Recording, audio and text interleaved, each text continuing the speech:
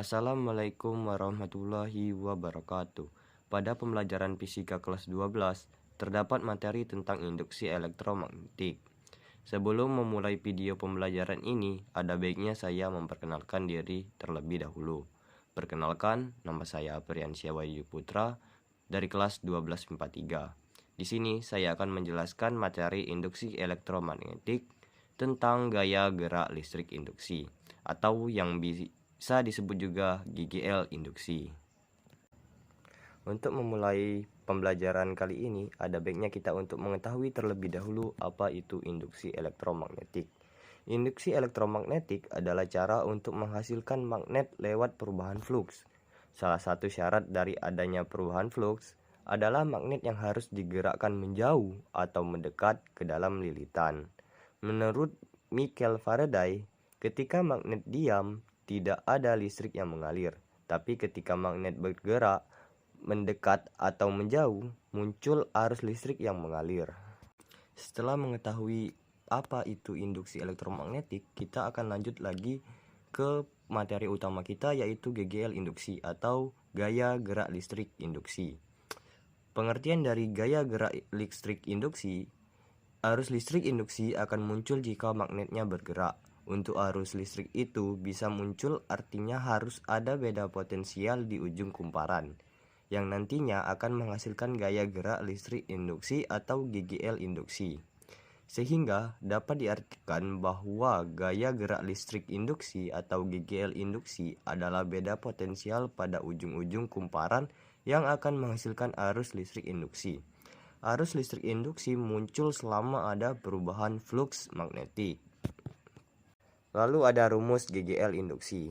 Pada gambar, rumusnya adalah min N atau jumlah lilitan dikali dengan perubahan fluks magnet dibagi dengan selang waktu.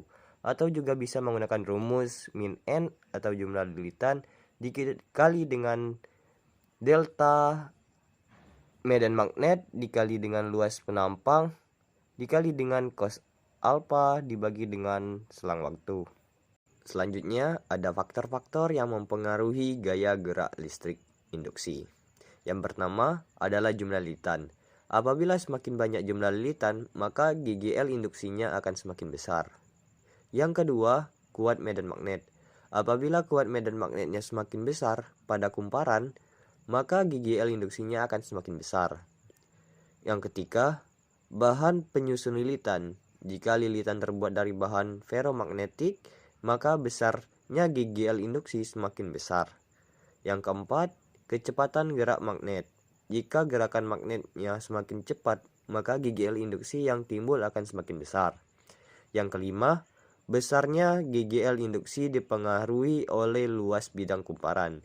Jika luas kumparannya semakin besar, maka GGL induksinya akan semakin besar.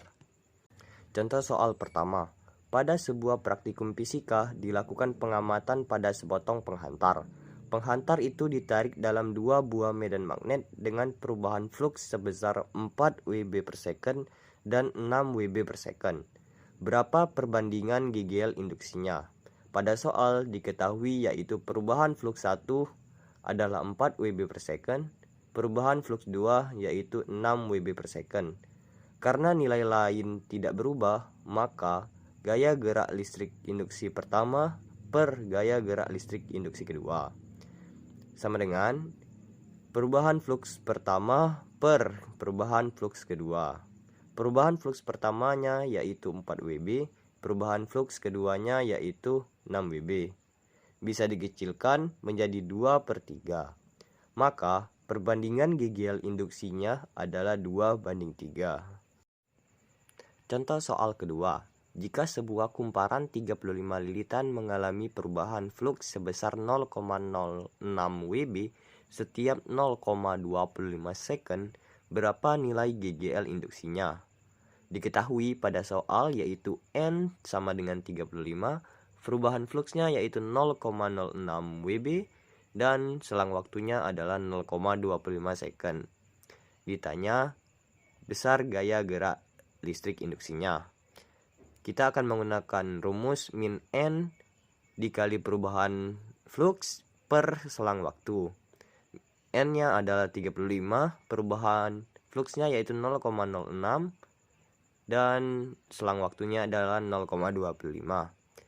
Jika dihasilkan, hasilnya adalah min 8,4 volt. Jadi, nilai GGL induksinya adalah min 8,4 volt. Itu saja video pembelajaran kali ini. Terima kasih karena sudah menonton. Wassalamualaikum warahmatullahi wabarakatuh.